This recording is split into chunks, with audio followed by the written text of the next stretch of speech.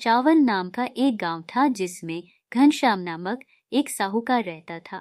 वह पैसा ब्याज में दिया करता था और लोगों से ज्यादा ब्याज वसूल करता था और जो पैसा नहीं दे पाते थे उनकी जमीन हड़प लेता था।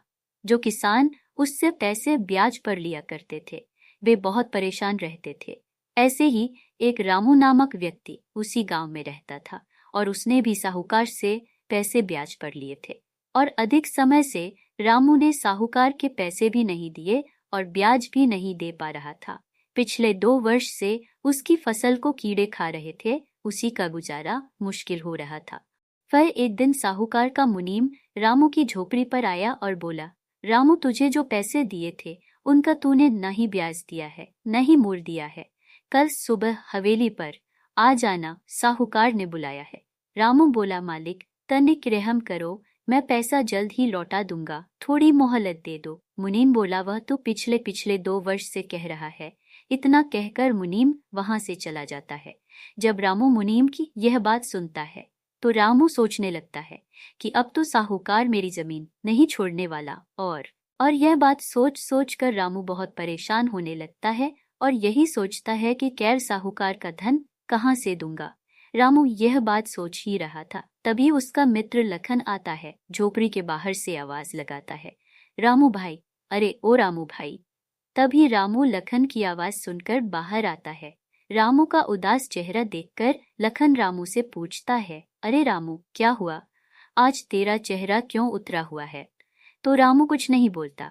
लखन फिर से पूछता है, फिर भी रामू कुछ नहीं बोलता। लखन बोलता है, और भाई बताएगा भी तो? रामू बोलता है, और भाई बता रहा हूँ, आज साहूकार का मुनीम आया था, काल साहूकार ने बुलाया है।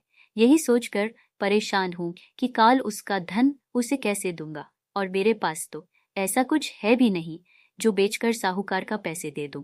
रामू थोड़ी देर लखन से बात करता है और अपने घर चला जाता है। पूरी रात रामू यही सोचता रहता है कि साहूकार से मेरी जमीन कैसे बचाऊं। रामू सोच ही रहा था, तभी सुबह हो जाती है। थोड़ी देर बाद लखन रामू के पास जाता है और कहता है, चल रामू, मैं भी तेरे साथ साहूकार के यहाँ चलता हूँ। तो रामू कहता है, हाँ ठीक है, और चल देते हैं और साहूकार के पास पहुँचते हैं। तो साहूकार कहता है, हाँ रामू, तूने नहीं मूल दिया है, नहीं ब्याज दे रहा है, तू ही बता मैं क्या करूं? और तुम लोग कहते हो साहूकार हमारी जमीन ले लेता है, जब दे नहीं सकते तो लेता क्यों हो? तो रामू कहता है, साहूकार मुझे थोड़ा समय दो, इस बार मैं आपके पैसे दे दूंगा।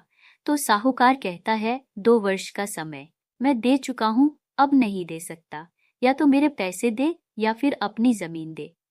तो रामू कहता है, साहूकार से अगर जमीन दूंगा तो मैं क्या खाऊंगा? तो साहूकार कहता है, यह बात तो कर्ज लेने से पहले सोचना चाहिए था तुझे, और कर्ज तो तू चुकाने से रहा, तो कल से तेरे खेत का मालिक मैं हूँ। साहूकार की बात सुनकर रामू जोर जोर से रोने लगा।